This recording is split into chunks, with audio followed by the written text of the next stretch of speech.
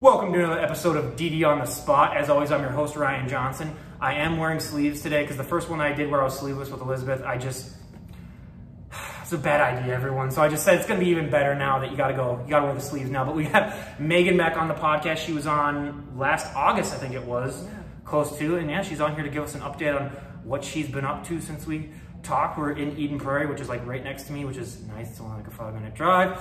But yeah, Megan, what have you been up to? I am in off season, and since I've talked to you, I have started my own personal training business for online coaching.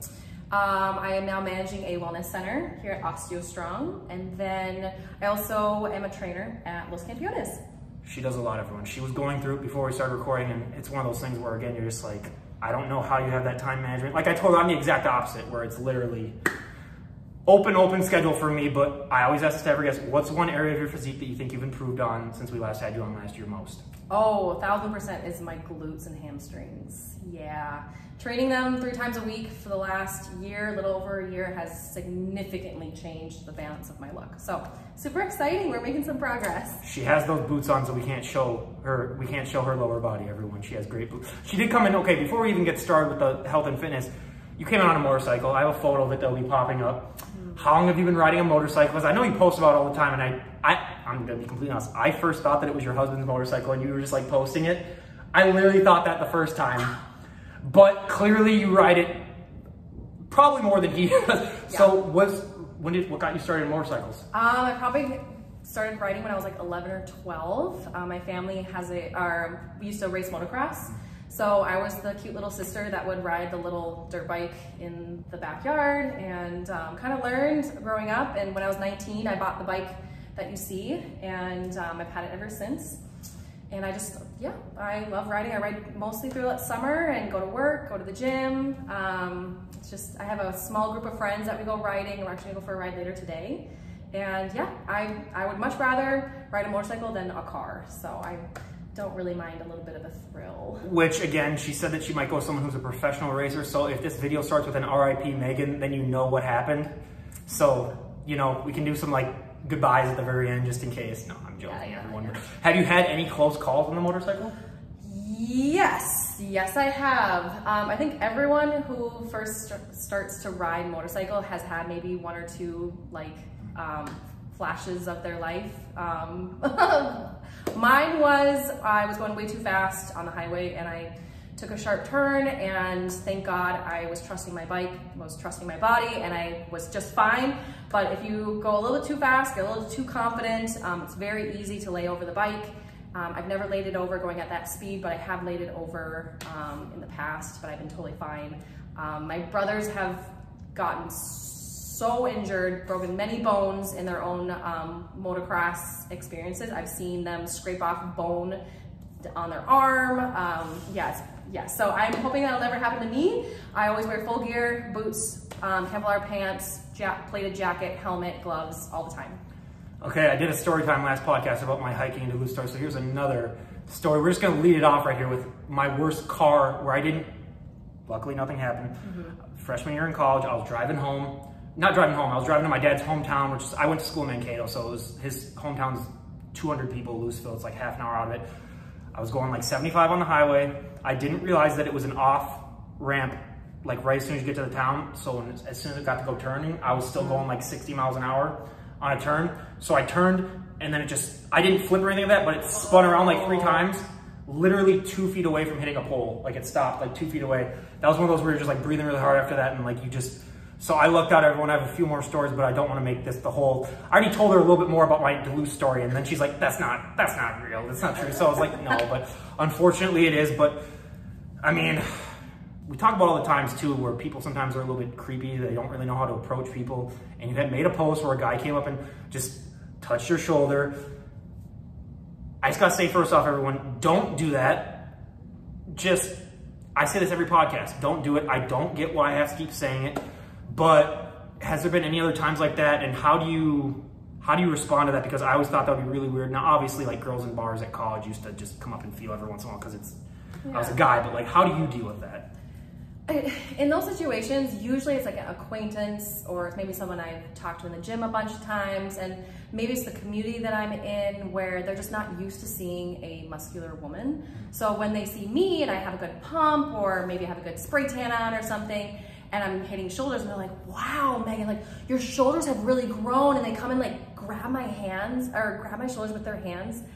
And I'm just like, ugh. Like, you just don't normally do that. You don't go up to someone in the grocery store and be like, wow, you have just like great hair. You don't just like go and grab them, right? But at the gym, it's like, just because I'm wearing a sports bra and shorts doesn't give you the right to come up and like put your hands on me. Even though you might be a friend or acquaintance or something, but it's just something I'm very uncomfortable with. I don't think it's cute. I don't think it's attractive. I'm married, so I'm like, I'm not hitting on you.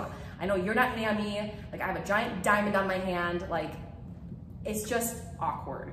So there are some methods that I've learned over time because I've passed with pageants, cheerleading, and being a public figure in my pageant life. And you get all the weirdos that want to come in for a hug, or, you know, there are some ways that you can verbally kind of derail yourself from letting even that happen. So I've seen girls wear glitter on them and say, oh, I don't want to get glitter on you. They'll like step away, be like, oh, I got some glitter on you, might get it on yourself, you gotta stay away. So I've actually worn glitter at the gym now. If you ever see me wearing like sparkles, it's probably because I'm like, please stay away from me. Like, it's a very real thing. Otherwise, there are other great things like I'm too sweaty, or like you kind of step away like, oh, I smell. That's the excuse that works for me, the actual sweaty part, everyone. I was dripping in sweat, so that's a defense mechanism maybe for me personally. Yeah, so it's pretty easy at the gym. So if there's a guy who you know like always comes in for a hug, or maybe something a little bit more touchy than like a high five, I might recommend be like, oh, I smell. Oh, watch out, I smell. Like, you might step away from them. And just know, like, mentally, like, if you're really uncomfortable with someone either touching you or getting into your personal space, one, you gotta have the confidence to say something. Like, it's not okay to just let it happen, especially for us women who are talking to men at the gym. You gotta express it and be confident about it, because there's nothing wrong with setting a standard for yourself that you will not accept people touching you. So now I wear glitter at the gym. I have no shame. I always do the 3-meet rule where I don't go in for a hug with someone. And if I know that they're uncomfortable with it, I won't, but I have to meet you 3 times and like be acquainted with you. I can't just be like, oh, we're at the same place 3 times.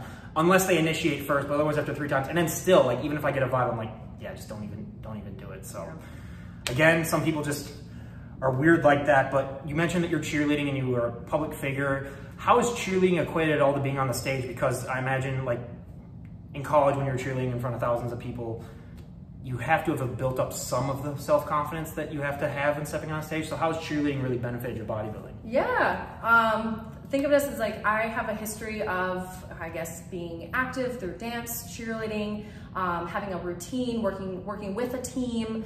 You have to have a level of confidence to step on stage. You just do. Like, if I ever meet a bodybuilder and they're like not confident in themselves, I'm like, yo, you are gonna have a rude awakening. That is 80% of the guests that I've talked to. I know, and it's really how it is. I mean, of course, cheerleading, you have to have confidence to perform in front of a crowd or get the crowd hyped up. I was more of a like football and basketball cheerleader, so we did a lot of stunting. So if you've seen photos of me where my traps are just huge, it's probably because I've done a lot of stunting where I am lifting up girls or tossing girls, and I had to use a lot of my upper body. So I'm not surprised my traps are very developed. I made the mistake. I asked her earlier what she was trained before we did this, and then she said, what do you think? And I said, traps. I learned that the hard way. Don't ask her that because, yeah, she's Traposaurus Rex over here, basically. So, you know. I'm gonna use that, Traposaurus Rex.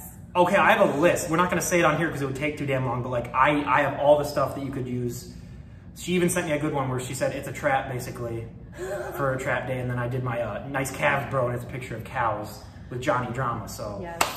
You know, there is that. But we're talking also about the Minnesota scene because I like to, that's why I'm doing these in-person ones, because I wanted to, you know, obviously it's lonely just talking to someone just on a computer, so I wanted to do some little in-person. But Minnesota in general, it doesn't have any major NPC pro shows. And that's one thing that I've always wondered, because we are one of the more healthier states. Obviously, I don't think we have that many athletes like the Ohios and the Floridas, the ones that have them. But in your opinion, why don't we have a pro show? And what do you think they can do to maybe get a pro show here? just been, as I've been in the bodybuilding world the last 2-3 years, I've noticed that the promoters here are just small families or couples or just people who are extremely passionate about the bodybuilding world, but there's no big push to bring in the pros because it costs a lot of money. The number that it takes to invite pros to an NP show is astronomical. So if you have a community that isn't bringing in a lot of money from bodybuilding, there's very little likely that you're gonna have a pro. There was one pro show, I think last year, that went well, but really the turnout was super small. I don't know if it's the Midwest thing. I don't know if people just don't want to travel to Minneapolis, but maybe it's just because Minnesota is not the bodybuilding capital yet. So I'm hoping there's gonna be more pro shows. The closest one I'm a big fan of is the Chicago Pro. But the Midwest is just, it's not a capital for bodybuilding. But I think there's a shift, and I think it's gonna blow up in the next couple of years. How much change have you seen even in the last few years? Because I've been doing this for 5 years and I've seen a huge change even here, but just overall, but in Minnesota specifically, since you've started, obviously you've probably seen a little bit. What's the change been like for you? I've noticed social media is blowing up just in the bodybuilding world across the nation. Everyone wants to see the fit, beautiful, sparkly outfits. Everyone likes to see the veins, like the shreds, and which is pretty common in the southern states. Up here, I'd say the Midwest is very outdoorsy, hiking, biking. I mean, we're Minnesota, so it's lake life. Well, you look at the South weather too. That's why they're all veiny, because it's all muggy there all the time too. Well, and like especially in Florida, like everyone's in a bikini. Yeah. Like everyone in California looks amazing. Minnesota, not so much. It's very outdoorsy. We all want to be on the lake. But we have those harsh winters where there's really not much to do. So what are we gonna do? We're gonna go to the gym. So I'm noticing a big shift of more gyms are available in the community. I think now that I've been working in a wellness center for a couple of years, that more people spend money on health and fitness here in Minnesota than any other state. So people are clearly, they want to spend money on their health, but I don't know if it's quite bodybuilding yet. Our sponsor for the show, Osteo Strong, where Megan works and is a big part of it here. So why don't you give us the backstory of how this came to be and what you guys do here at Osteo Strong? Oh my God. So it's a wellness center for anyone that is working on their bone density or wants to improve their health and wellness and live longer and stronger. So our focuses are balance, strength, and bones. Osteo Strong is very similar to what you hear about osteoporosis or osteopenia. So most of our members that come through here have some sort of bone degeneration. We put them through osteogenic loading. So it's just a fancy word for stimulating bone so they can rebuild new bone. We have other features for recovery like red light therapy, infrared therapy, massage beds, PEMF mats, which is pulse electric magnetic force field for recovery. So I think partial reason I feel like I've seen so much success in my own physique is because I've been focusing on recovery. So I am a manager for Osteo Strong, and we're hoping to open up 2 more in Minnesota. And most of my members are so sweet, and they just want to get stronger, and we have to make sure that they get their osteogenic loading from week to week. It's just a very cohesive career for myself because I can focus on recovery as well as improving the life of my members, work on my personal training business, and get my training done. So speaking of working in this field though, how do you deal with, especially when you're on prep, just the irritation or the generation of your brain as you're getting ready for a show and still having to deal with people? Because I was lucky that for most of my jobs, I only dealt with a handful of people the same day. You deal with, different people every day. How do you deal with just the mental strain that can happen with dealing with different types of people, especially as your brain is already just fully messed up from being on prep? Yeah, it's been a while since I've been in prep. I have been in off season since June of last year, so June of 22. And I live and breathe this lifestyle. Like, I could talk about nutrition and strength training until my face turns blue. A lot of the members that come through here are little old ladies that have osteoporosis, and all they want to do is just get stronger and feel better. So I love having those conversations of ways that they can improve their nutrition, ways that they can improve their strength training or their recovery. It's not really a mental like exhaustion for me because it's just a lifestyle that I love. And I've learned over time that when I'm in prep, I'm usually mentally pretty good up until maybe like the 2 or 3 week out mark. And then I get a little like, I get mentally tired. But it's almost kind of like you're so excited for that event or whatever is going on in your life. And I just, yeah, I embrace that because then I know I'm very close to stage day. I have a very wonderful coach that definitely pulls me in whenever I need to come back to reality. Christine Sandy, I've been with her with Fit Body Fusion since 2021, and I wouldn't be there without her. Please tell me your husband takes away your motorcycle keys when you're that close to a show, because dear God.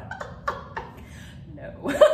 You're driving that at like 2 to 1 weeks out? Yes, absolutely. I have been riding a motorcycle since I was like 12 years old. I bought that bike when I was 19. I'm 32 now, and he doesn't have a bike, so that one's mine. And I need that mental space to just be alone. I like to just zone out. I'll go for a ride around town or just out in the middle of nowhere. It's a great way for me to disconnect from the gym, disconnect from the world. So if anyone has a bike out there, you know how that feels. I mean, more power to her. Again, that's like reason 1,000 that I'm just astonished by all these guests that I have on that they're able to do this stuff. But I mean, if there was one thing that you could have told yourself before starting this journey, what would it be now? If you could go back and talk to the however-year-old Megan it was before she got started in the bodybuilding industry. That's a really good one. That is really good. I did my first show in 2018. I did 2 shows, two natural shows. And I really loved it, but if I could go back and talk to her in 2018, I'd be like, Megan, hire a coach and stick with your coach from day one. I didn't really have a coach. I kind of prepped myself. I had like a personal trainer that helped me with some training, but other than that, I basically just kind of did myself. And I wish I could have talked to myself and been like, follow a coach, follow a reverse plan, and trust the plan, because I just kind of half-assed it and it really messed me up mentally, and I didn't think I was going to compete again. Fast forward to 2021, I heard Christine Sandy, and it's been life-changing. So what exactly entails joining a team? Because I've always been fascinated by the teams that they have. So how do you join? What are like the benefits? What all goes into being in a team? Think of it as like, I have like this super source of professionals behind me. So yes, I check in with my coach every single week, even in off season. I check in with her every Monday. Her wealth of knowledge is wonderful because it takes a lot of stress off of me. Yes, I am a trainer. Yes, I am a nutritionist, but I need to have those second eyes. And even with her, so her coach is the founder of Fit Body Fusion, Jamie D. Bernard. And had her on. Oh, you did? Oh, okay, so you know. So having a wealth of knowledge behind a team is personally my take from it. I'm just constantly needing that education. But even like that community part of it, like there's girls all over the nation that I'm realizing that are part of Fit Body Fusion, and we get to connect. I miss being part of a team. I was a cheerleader. Like I loved having that community, and it's very hard to have a team in the bodybuilding world. It can be very isolating.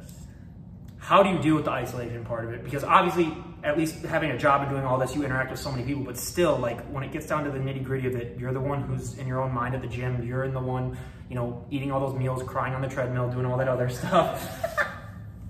I've heard so many stories that happen that, so I just assume that everyone does that. So funny, I've never cried on a treadmill, but I have cried on the adductor machine and hip thrusts, so.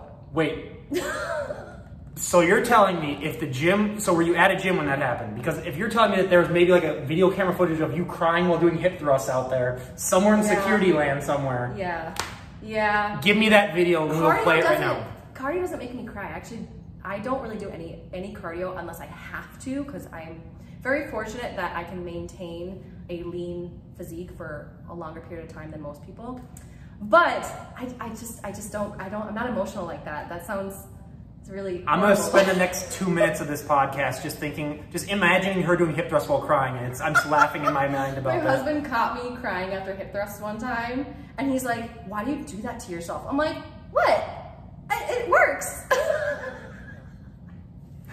Oh, that is a sight to see. That was, you know, hey, that is great. But how do you deal with the emotional dull of just the isolation of it. Yeah.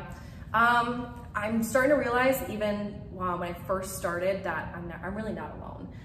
Yes, the discipline is all on me. So if I cheat on my diet, if I miss a workout, if I don't complete the plan to my fullest, it's all on me. But I'm starting to realize this community is so much more welcoming than you think. So being a part of Los Campeones, I'm realizing that everyone is very welcoming and very understanding, and they want to share their story. I didn't really get that when I first started in 2018. So since I've been immersing myself into the bodybuilding world, I realized that it's not so isolating. But when it isn't prep, it's all on you. Like, that's the sport you chose, like, it's all on you. So this is gonna sound really stupid, but what is the translation of Los Campeones? I think it's called the champions. Oh, okay. In Spanish. I've always wondered that, because I originally thought there was only one in Minneapolis, and then when people were like, oh no, they're all over, and then I'm like, oh, I'm an idiot. Well, again, it started here in Minneapolis. I believe they started over on, I think it's South Minneapolis. I don't know, don't quote me on that though. Again, a reason why I only went to the gym probably once or twice a week, and I did every other workout at my house. She saw this firsthand, is the whole sweat problem too, where it's like, I do not want to be that guy that has, I just naturally do that, which is why I think I can get away with eating some crap that I do and still be somewhat in shape. So there is that. So there's always a plus and minus with that, but you got into an accident with a deer. And this is something, okay, everyone, we're just gonna talk Midwest here, because most people in other parts of the country are not gonna experience this. Now, obviously there's deer all around, but in Minnesota, there are specific areas. There's even Bush Lake around here where if you're driving there at night, have your lights on, everyone. But how did that happen? Because I saw the aftermath of it, and safe to say you murdered an animal, but second of all, what happened? What happened? So Minnesota has just, we call them vermin. We just have so much deer. They're super cute, but I'm considering getting into deer hunting because I cannot handle the amount of deer that cross the road now. I think we saw a study that there was over 20,000 deer hits in Minnesota alone last year. So I don't know what it is. So I'm gonna start getting into deer hunting. We drove our truck. We had a 4Runner going up north. We were gonna go up to our cabin, and it was about dusk, and no one told me that deer are really active around dawn and dusk. Duh. And she wants to be a hunter, everyone. Well, I'm considering it now because I hate deer. We were going probably like 70, 75 miles an hour and hit that deer straight on. It absolutely destroyed the front of our truck. We were all fine. It was just me and my husband. I was driving.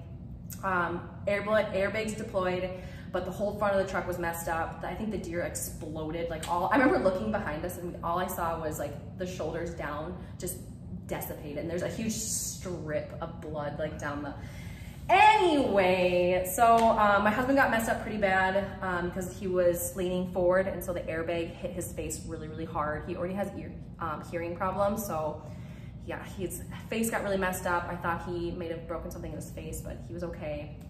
I was driving. I had a lovely seatbelt burn right across my chest.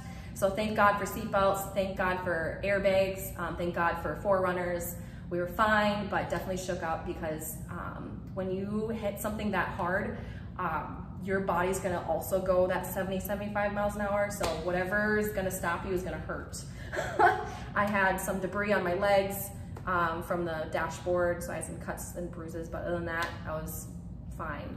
Didn't break a bone, nothing. I mean, they're so abundant here that literally every night that I go on a walk, I see at least one of them, and I have dozens of videos on my phone that I take of them, I get really close to them. There are so many around here, but yeah, I will say though, at least they aren't rabbits though, because by God, the sound that those things make when they're getting taken by coyotes, it's the worst sound in the world. You didn't know that they made sounds like that. I'm not gonna play it here, everyone, but look it up if you're interested in it. It is bad, but yeah.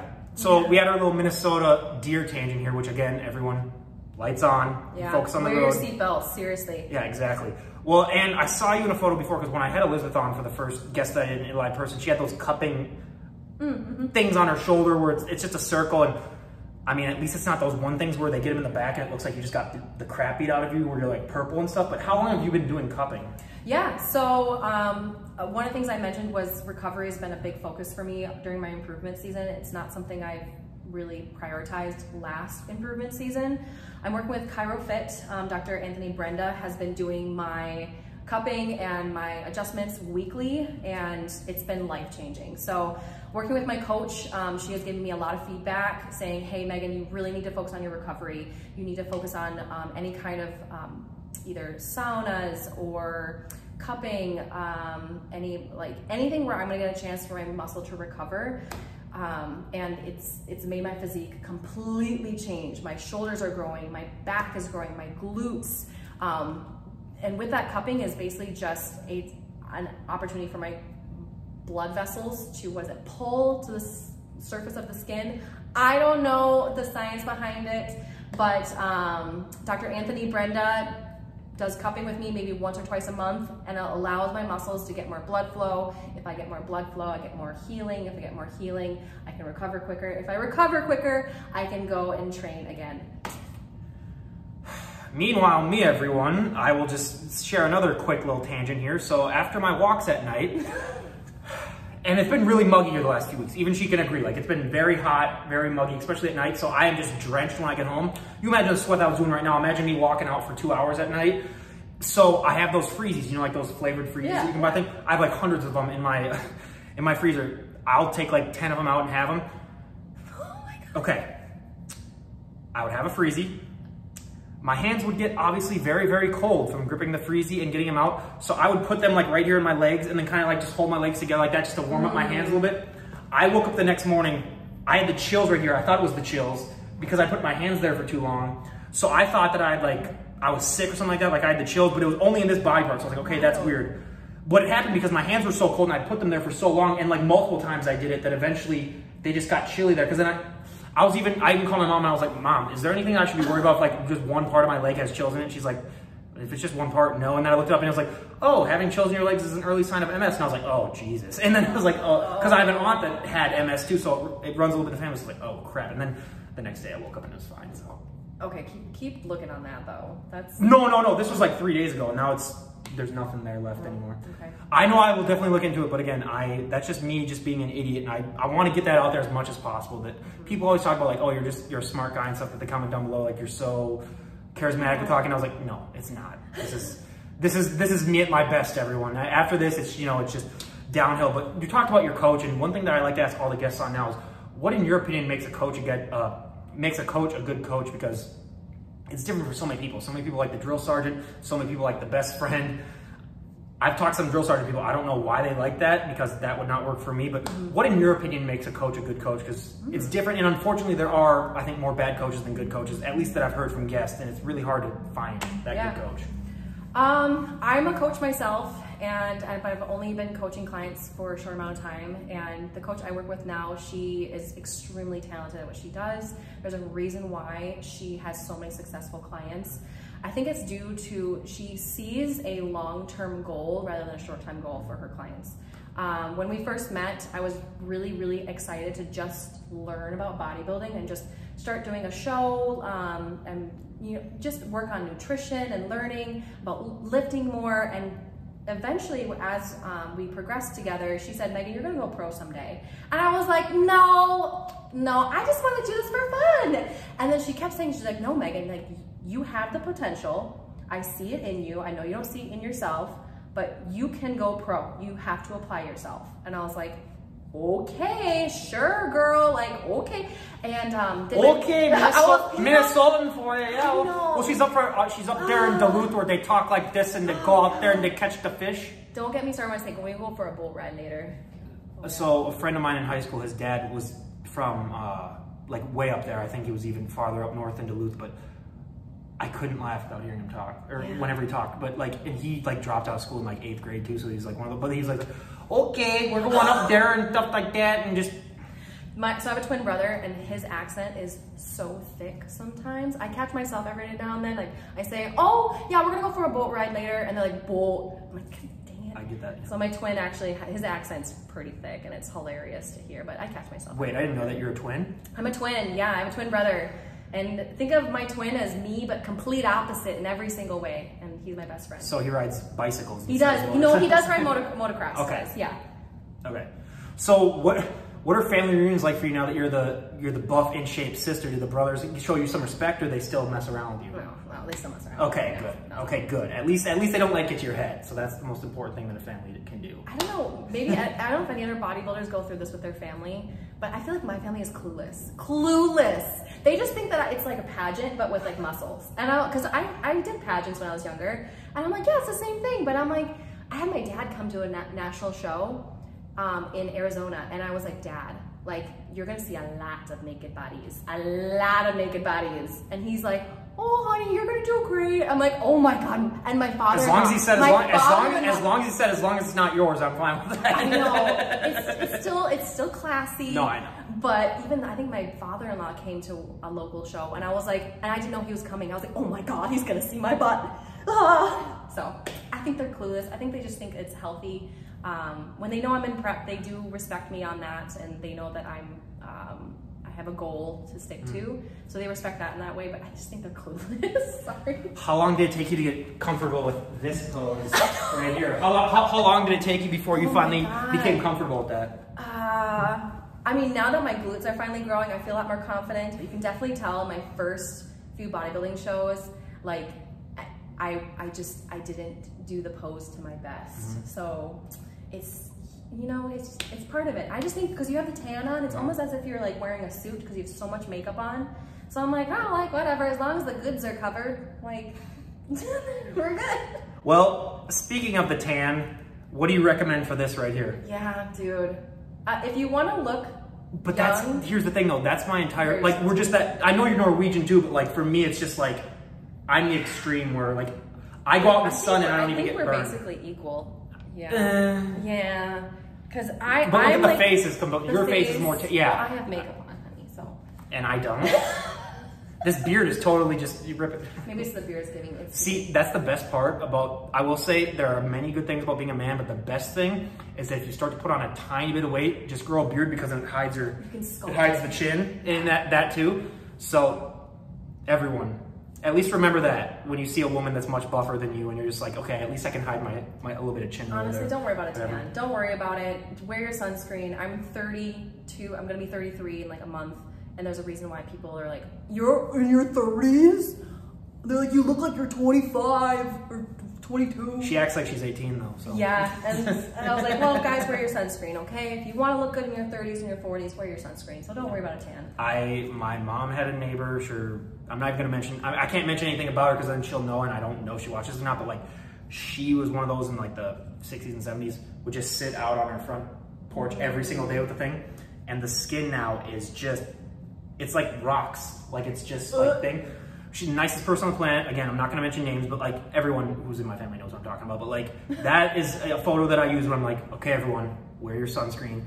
And wear your sunscreen. If you're watching this, the person I'm talking about, you know, you see yourself in the mirror every day, and we're friendly about it. But no, I'm just kidding. But just yeah, everyone, we're learning more than bodybuilding here. That's why I like about these personal conversations, where it's like half bodybuilding and half just other stuff, because yeah, it gets boring asking people like the same stupid questions. They're not stupid questions, but you know what I mean? They are when you've asked them 600 times, then you're just like, okay, this is just. But another question that I ask all the time too that I'm gonna ask is, there's one thing, because actually it's the last time too, and I'm gonna ask it every time I have these guests on. If there's one thing you could change about the sport of bodybuilding and everyone would go along with it, what would be one thing you'd like to see changed? Oh my God, that's a hard one. Oh my God. Immediately I thought of the tan. I wish. The only problem is that like, if you had someone like me that was ripped, I don't know how that would look. I know. I've been in situations where, and especially in pro shows too, like you have to get a professional makeup, professional hair, professional tan, which is great. But for some reason, every time I've gotten either a professional tan, it has been so stressful. I'm like, guys, like we have been dieting for months, training seriously for years, like, and the tanning guys, or I'm sorry, tanning ladies are just so Wait, there's guys tanning you? Yeah, I'm sorry, you know what I mean? But even I do my tan on my own. I use Pro Tan. I do it all DIY. I do it all by myself because I've had such negative experiences. I'm like, guys, don't stress. Like, we're all here to have fun. Like, whew. But yeah, like the public tanning, I'd say if you can learn how to do DIY on your own tan, do it. Maybe practice a few times.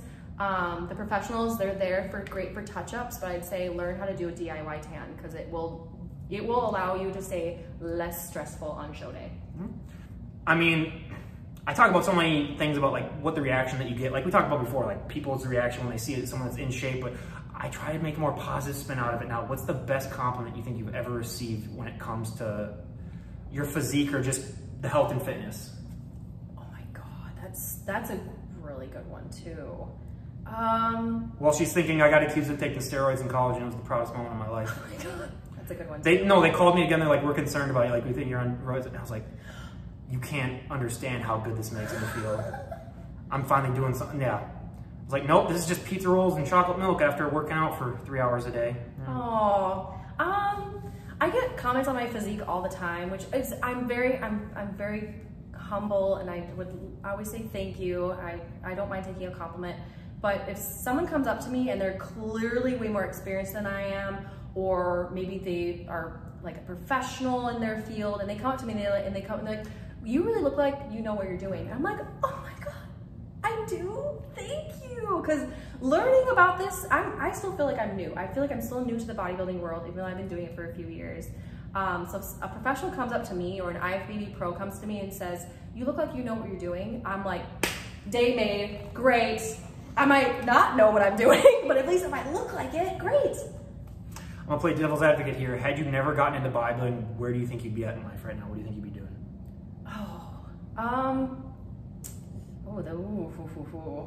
Well, okay, so the reason why I got into bodybuilding is because I wanted to improve my health, my mental health, and for some reason exercising was that outlet. If I didn't have exercising, I probably would still be teaching kindergarten or middle school. Oh, I probably would be drowning myself in alcohol every weekend.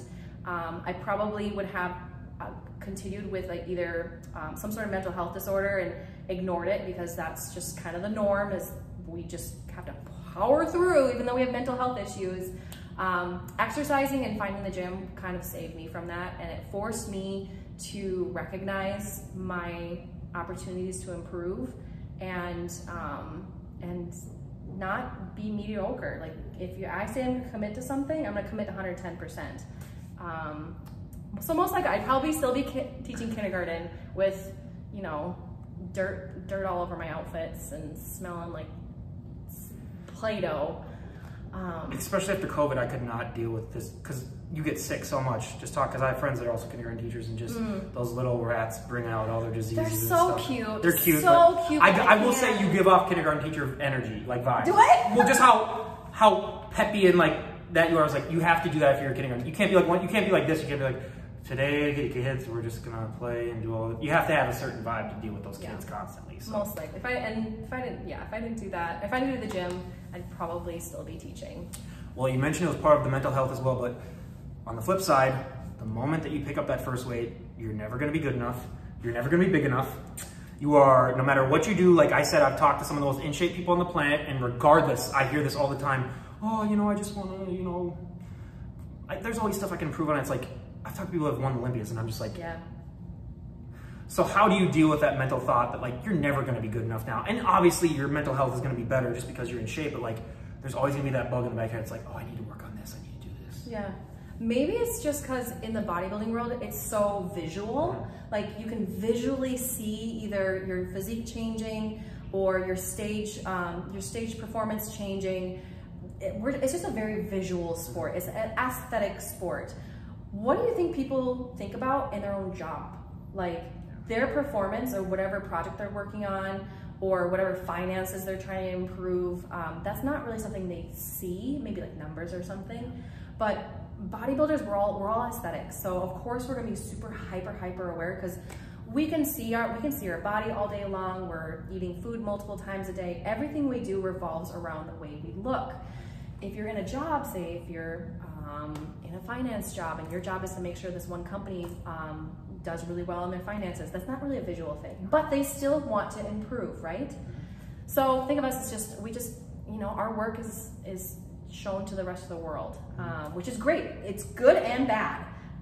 So if I want to improve, it's only because I mean, that's the sport that I'm in. I want to become the best I can possibly be, and that's all on me. Yeah.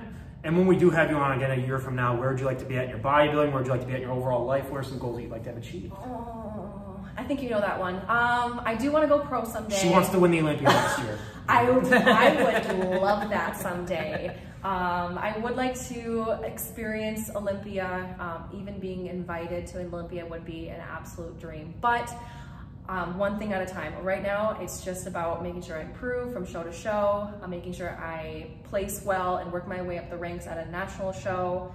I'm hoping a year from now, I will either be close to winning becoming a pro, or competing as a pro. What is one exercise when you see it on your plan, you go, oh my God, yes, this is going to be a great day. And then what's the one exercise that you see on your plan, you're just like, kill me now? God. I meant shrugs obviously for the one that she loves. Yeah, duh, because I'm hitting shrugs like 3 times a week, guys. Isn't that what most She was doing that as I walked in here. She was like, oh, sorry.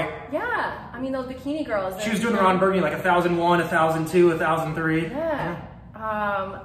We were talking about crying at the gym.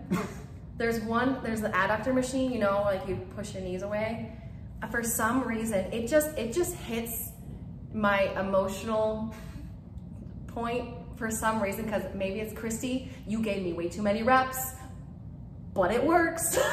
I sometimes cry, so if you see me on the adductor machine and I'm crying, that just means I'm trying to grow a booty. Do people ever like freak out if they ever see you crying on the thing and be like, oh my God, like what's wrong, what happened? I had this one trainer say something just stupid to me, and I was like, excuse you, I'm the one that's working here, you can just walk on by. Yeah. No, I can't. Like, I've never cried in the gym, but like, I understand if I was like that depleted that.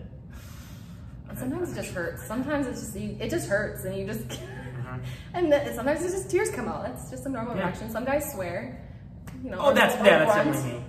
Oh yeah, we know that gym bro that all they do is that's how they communicate is in grunts basically. Oh my God. Is there one at the gym that you don't have to listen? It just happened today. He was like pressing like 75-pound dumbbells, which is hard, but he's grunting every single rep. I'm like, brother. Like, I understand you're trying to breathe well, but just take it down a notch. Like, we get it. You're lifting heavy, but not that heavy. It's 75. So he was like pressing 135. So, I love this guy, but every day in high school to start his workout, he was like the most in shape guy at the place. Like, he was the big football star. He would go do like those chest fly machine. Yeah. He would put it at like 15 pounds, the very lowest one. And he would scream as loud as a joke. He would scream as loud as possible, be like, ah! And then he would just do it like 1 or 2 times. Always good icebreaker for that one. So if you're the biggest guy or the most jacked girl in the gym, you have every right to make grunts, okay? Because you earned it. Yeah. But my tiny body, no. Well, speaking about this is a sport of comparison and you are on social media, is it hard for you to not just like scroll through people who you know you're competing against and just look at their updates and maybe just be like, I'm gonna compete against them? Because I've said this a million times, that would probably be one of my biggest downfalls with that. Like weekly, I would be checking on them and being like, obviously you can make photos look better than you actually do. So then I would be like, oh my God, they look so good. I can't even do this. So do you ever struggle with that? Good question. Maybe it's because I don't care. I don't want to say it that simple, that I don't care. But I just know, like, there's always gonna be one person that's gonna look better than you. Like, there always is gonna be. In your job, in bodybuilding, like, wherever you are, there's always gonna be someone who's better than you. You just need to be confident in yourself that you're bringing your best. If it's someone on social media that I'm competing with and I, maybe follow them or something, most likely in my kindergarten brain, I'll be like, let's be friends with them because obviously they know what they're doing. Maybe I can learn something from them. Yeah. I mean, there's so much to learn from other people just from talking to them. And like she said, this is one of the most inviting communities ever, which is why I still love talking to them and having them on. But I recently just thought of this question literally 10 seconds ago, and I don't know why it's taking me this long to figure it. If they had a talent portion of a bodybuilding show where you had to do a talent, what would your talent be? Guys, I can sing. I can sing Disney songs. Like, I could see you doing the Frozen song. Yeah, I was Elsa for a lot of like birthday parties, and so singing Let It Go has been a talent of mine. So I feel like I could rock that. I'd have to do some practicing a little bit, but I could do it. I have low-key thought of there is one division that is that's fitness where they do the dancing. I've thought, because I was a dancer, I've thought about it for a hot second, but I realized the muscularity of these girls is just another level that I personally, aesthetically, don't want for myself. I like the bikini look.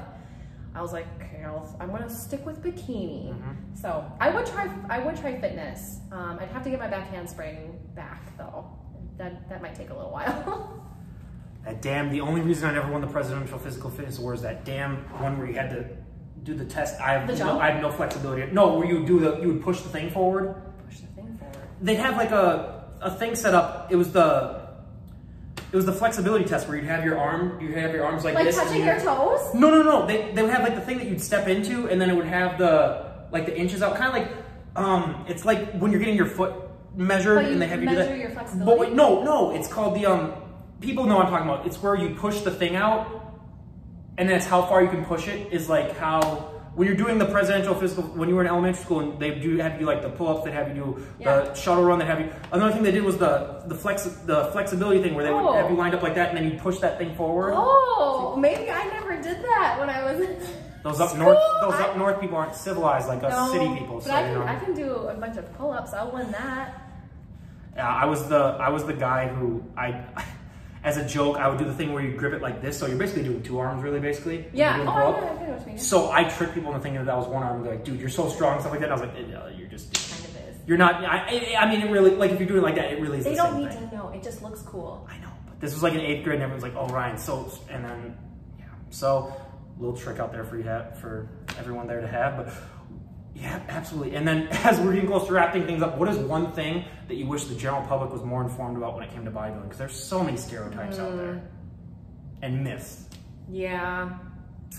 Now that bodybuilding is becoming more popular for women, young women specifically, I just talked to a girl 2 weekends ago. She's 19. She wants to shift. She wants to shift her training from powerlifting to bikini and prepping for her first show. And I'm starting to realize, I'm like, girls, like you need to eat right. You need to train with intent, with a coach, more specifically, and a program that fits for you and your goals. I definitely firmly believe that the younger women are starting to see these bodybuilders who have been training like 10, 15, 20 years and think that they can get there within two years. So I know that there's a lot of PEDs in the community talking about it. So I just want girls to just know, like, this is a long-term goal. This is not, oh, I'm gonna prep for a show because I feel like it'd be a great bucket list thing. That's great. Just hire a coach, know what you're getting into, research, and also know like this is not easy. Like, this is not like, oh, let's go on a little diet and put on a cute bikini. I've met 1 or 2 of those people and I hate them. It's not that I do think everyone should work on improving their knowledge when it comes to I'm talking about those genetic freaks that literally they just walk in and they just breathe and there's always, I mean, that's why we have the sport, right? We have the genetic freaks, but I just want, especially when young women, to do their research and hire a coach. Yep. Because it can really mess up your hormones, and once you add in PEDs, it's just going to get even worse. I've never given my opinion about really anything on here, but I will say this: don't compete when you're that young. It's like, enjoy your life. For me, it's like, make mistakes, get drunk, do all that stuff when you're young. Obviously you can do whatever you want, but it's like, I see these people when they're like 19 years old. It's like, have fun, enjoy your youth. And even then, there's a lot of local shows out there that it's totally fine to do a local show or prep for your own show. I don't think it's a thing where you should say, oh, if you're gonna compete, you're gonna have to compete for the rest of your life or make it your identity. But do your research, and also set realistic expectations. Like, you're just not gonna look like a pro. Your first show, your second show, even your like 5th show, you're not gonna look like a pro. But I do think, learn, enjoy it. The people who complain when they're in prep, I'm just like, why? Like, when I'm in prep, I'm so freaking happy. I love it. I love the drive. When I hear people complaining in prep, I'm like, shut up. Like, you chose this. Yeah. Like, you don't need to complain. Like, even after post-show, I'm like, stop complaining and follow the plan. Is there one athlete that has your ideal physique that, like, if you looked like them, that would be your ideal look? God. See, I knew this was going to be one of those. I knew this was going to be one of those. Yes. Oh my gosh. I love Janet Leug. I saw her photo when she did Olympia in 2019, and I was just so obsessed with her. She's so beautiful. And she's a mom, which is also super cool. Yeah. There's a few girls on my own team on Fit Value Fusion I really look up to. Of course, my coach, Christy. She's just so gorgeous, like annoyingly gorgeous. Love you. Come on the show too, by the way. I've asked you multiple times. I know. And I'm nothing serious here. Trust me, I've asked with me I do a two message limit because I don't want to be creepy, just like keep messaging. So I messaged them like 6 months after the first one and I just leave them alone. So yeah, that's okay. So maybe someday, I don't know, my dream is I do want to go to the Arnold Expo someday. I would love to, I mean, if I go pro, my goal would be to win a pro show, then get invited to Olympia, but one thing at a time. One thing at a time. And at least she isn't like one of those younger people that I have had on, they're like, yeah, I'm going to the Olympia next year, and I'm just like, yeah. Guys, I'm gonna be doing this for a long time. So that's another thing why I'm taking my long off season, taking care of my health. I know I asked you a little bit about this last time, but it's just so fascinating. So your husband now was with you for a long time before you started this. So what's his opinion been like seeing you go from the person that he knew before to now this that you are now? So just clarification, my husband and I have been married for 3 years. He's not even close to health and fitness fanatic. I do like to keep him healthy, but I think he realized that I have such a passion for health and wellness and training my own clients that I didn't really get when I was teaching kindergarten. I think he realized I found my passion, and so he's very, very supportive. And also it's just nice having someone there in your corner that can kind of keep you grounded.